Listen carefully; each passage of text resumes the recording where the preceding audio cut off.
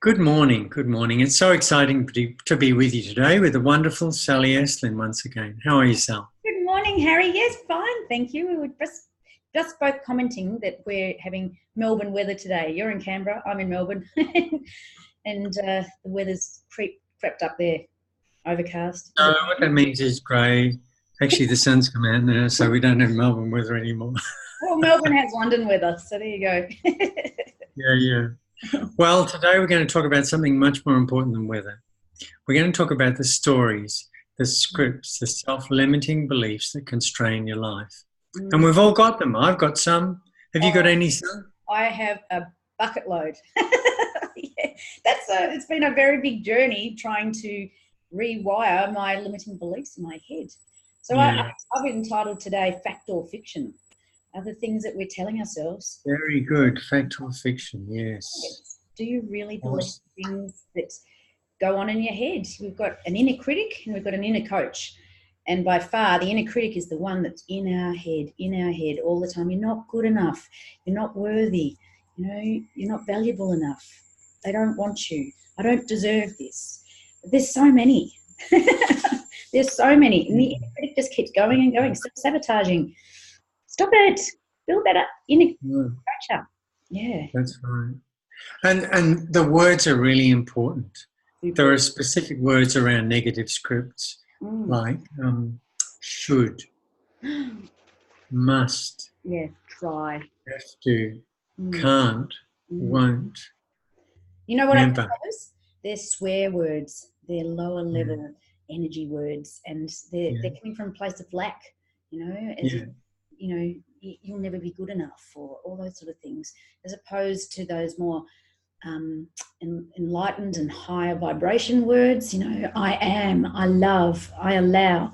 All those really good positive words. Really empowered words. And the other ones they're heavy words, aren't they? They're just heavy and drag you down and turn your shoulders over. Those places of lack. Well, you don't realise when, you get into habits and, I have so many of my clients who say, oh, I have to go off and do this. I say, no, you don't.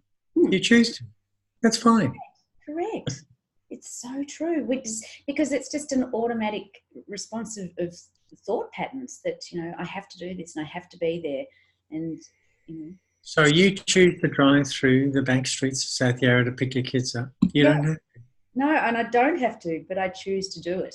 So, to. yeah, there's so many things that I used to do on auto pattern, just used to do it all the time. Yeah. Putting too much stress on myself that I have to do this, I have to achieve this, I have to complete this today.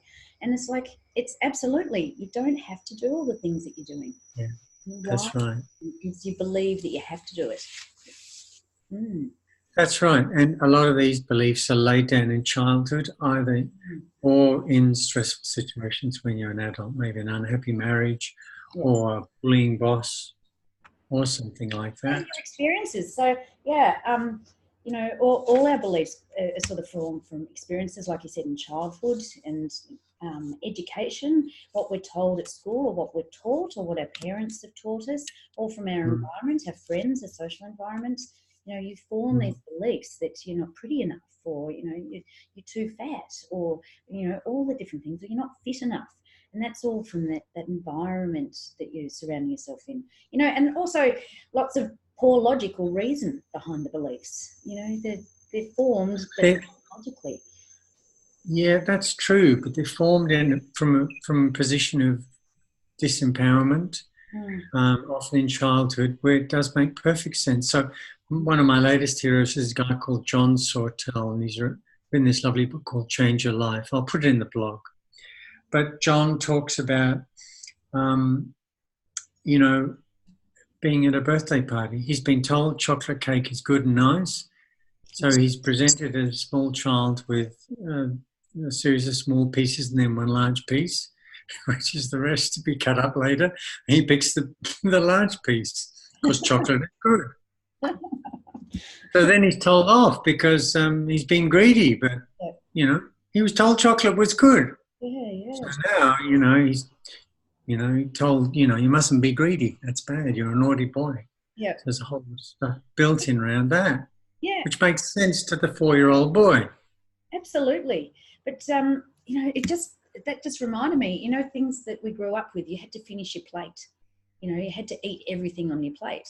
Now, Yeah, that's a limiting belief because we now have obesity, we have all these other things, and, that's just a limiting belief that you don't have to finish the plate. And because of the starving kids in Ethiopia or whatever, that was the way we were brought up.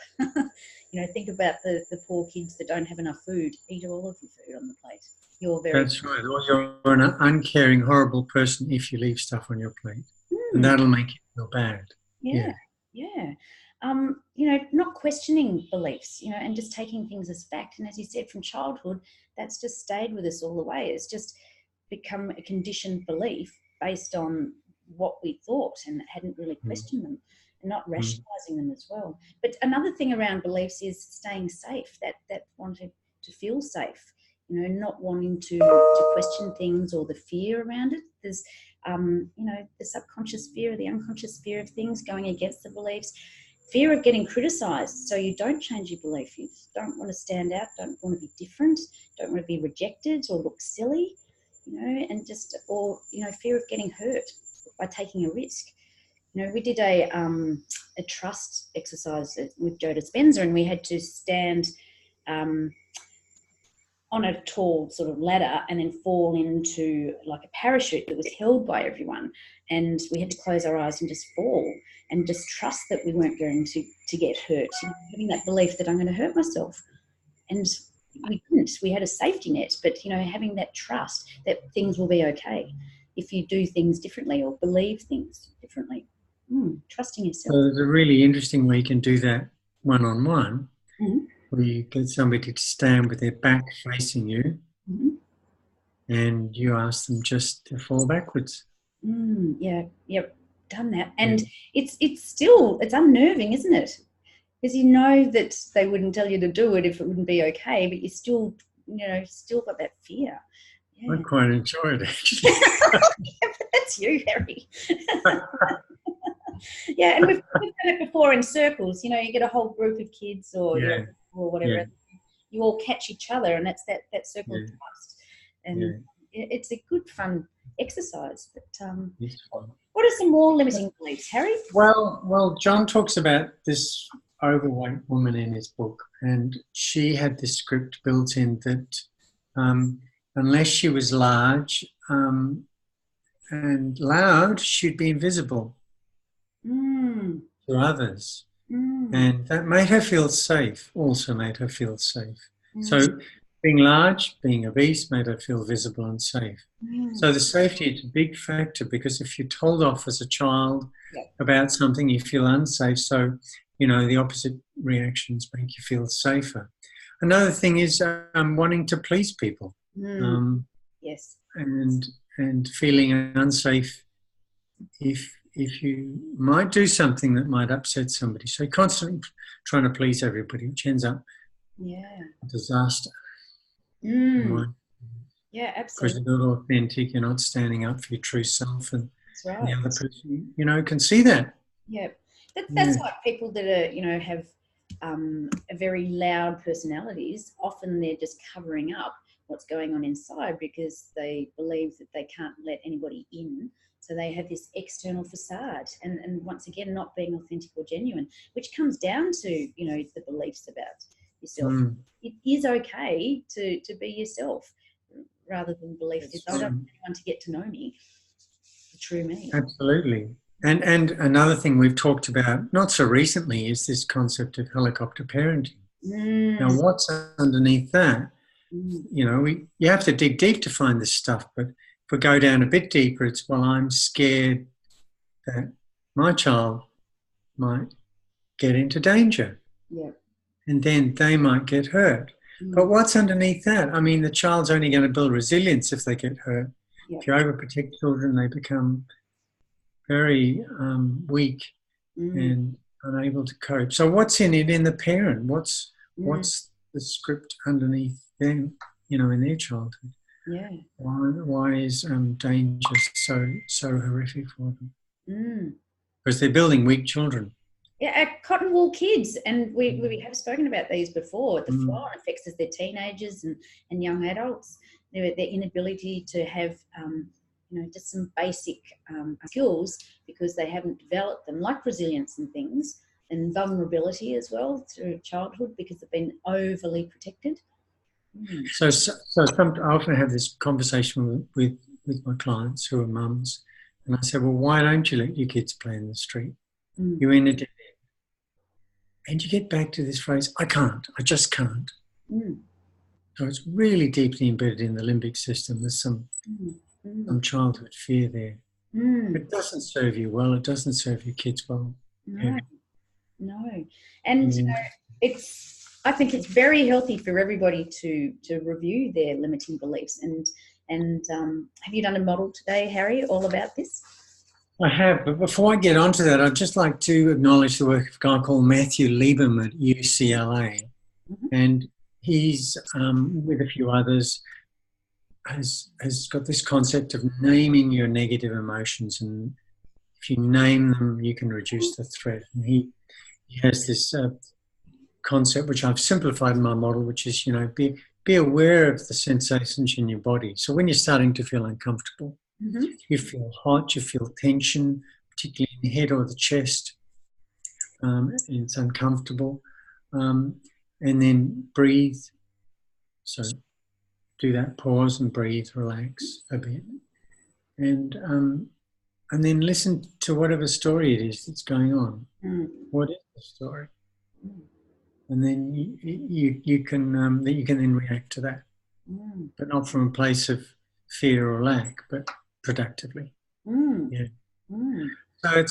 that's not an easy thing to do, actually, to automate that, but it breaks the pattern of slipping into. Absolutely breaking the pattern and then practicing and keep practicing and practicing and practicing, and it will become more automatic. Absolutely. Yeah, I love that. And I love naming the negative emotion. I love that idea.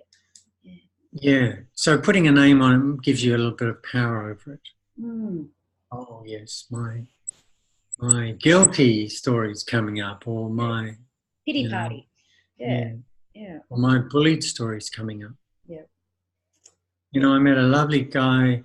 When I say met, I've known him at Business at Breakfast in Canberra for quite a while. And, he came up with a story about his childhood that he'd been bullied at home. And then he just blurted out, and there was no one there for me. There was no one to protect me. And then he said, where did that come from? And that's been constraining him. So my model is, first of all, feel what's going on in your body. Feel the tension, the heat, the discomfort. So feel that. Allow yourself to feel it. And then freeze and breathe.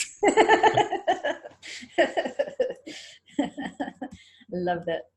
And then find a solution. Yep. Find a solution. So this will allow you to build your awareness. It'll allow you to make some choices. It'll allow you to advance.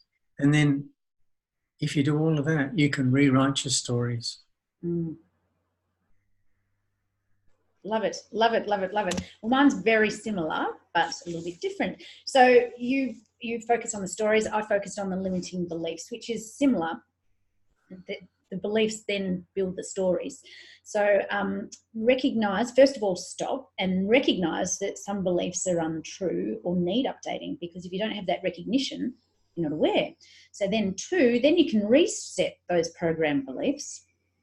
And then 3, respond with creating new actions based on your new beliefs. So you can do things differently, which ultimately benefit you more. So when you recognize some beliefs need updating and then reset the program beliefs, you then get clear. You get clear on what beliefs can go and what can stay. You get clarity on the beliefs that have been holding you back. And then when you reset the program beliefs and then respond with creating new actions based on the new beliefs, you actually change. You act differently, perhaps more confident, more control back in your life, and more connected. Then when you're responding, when you recognise that you've got limiting beliefs or updating them, and then respond with new ones, you get more control back into your life. You're more in the driver's seat of your life. And then when you recognize, reset, and respond, overall you become much more content with yourself. You get more confident, more connected with the way you think about yourself, and also about how you think about other people and the world around you. So that's my little model. Because So you can, sorry? so you can purr like a contented cat. Yes, absolutely. Because every day we have 60 to 70,000 thoughts a day. And majority of those are negative thoughts. Somewhere I was reading 90% of them are negative. That's what it. No way. Yeah. No way, Jose. Yeah, that's a lot of thoughts. We have a lot of thoughts. And Joe Dispenza says 70 to 80% of the thoughts that we have today are the same ones we had yesterday. So when we think what we're thinking about ourselves, it's just a common theme. So if we can start to rewire them and have more positive thoughts about ourselves, because that's a lot of thoughts. People think all the time, like, it's the mind. They do. Mind. Do. Chatter. That's all. So John Sortel poses 3 questions, which I think are useful. So the first one is, what story am I telling myself? Mm-hmm. The second one is, what emotions am I feeling? Yep, love it. And the third one is, what do I need right now? Love that. Yeah. Simple and clear, but very powerful. Yeah, I'm going on a 3-day workshop with them this month, so I'm really excited. Oh my goodness me, I can't wait for our recording after that one. Yeah, so I think this is really, it's about giving you a choice. It's about change. It's about positive change. And Positive change, for sure. it's not an easy job, but it's good work. Yeah, very, very powerful, because it is actually life-changing. It improves your quality of life, and you get that confidence back and contentment and more connected with yourself and with your environment. And you start to stop and question, is that really true? Is that fact or is that fiction? Yeah. So I had 3 very simple steps, which is just very much in line with what John was saying. Well, first of all, to have any change or any awareness, you have to stop. To stop, have awareness of your limiting belief, then assess, is it really true? Is it fact or fiction? And then 3, action the new belief, updated new belief. Quiet that inner self-sabotaging critic in your head, the inner critic, quiet it down, and then encourage the inner coach, build it up. You can do this. You're worthy. You're valuable. All that sort of stuff. Yeah, that's good. Yeah, I never forget that meal we had together in Hawaii. That first night. Was it first night? Never forget that. Yeah. Kate's birthday dinner at the Japanese. No, I was thinking of the other one, but that's okay. Yeah. Okie dokie. Good. All right. Well, that's awesome, Sal. I think that's given people something useful. So I've certainly enjoyed talking to you today. Yeah. Have you questioned your beliefs lately? Do they need updating? Start thinking about the things that you're thinking about yourself. Because it's not true, and it's out of date, and it's been with you for a very long time, and you haven't questioned it. It's been kid, and it's like, time to change those socks and put on some big girl socks or big boy socks. Yeah, definitely. Different stories. Well, I look forward to chatting with you again next week, Harry. Okay, perfect. All right. See you next week, Sal. Bye then.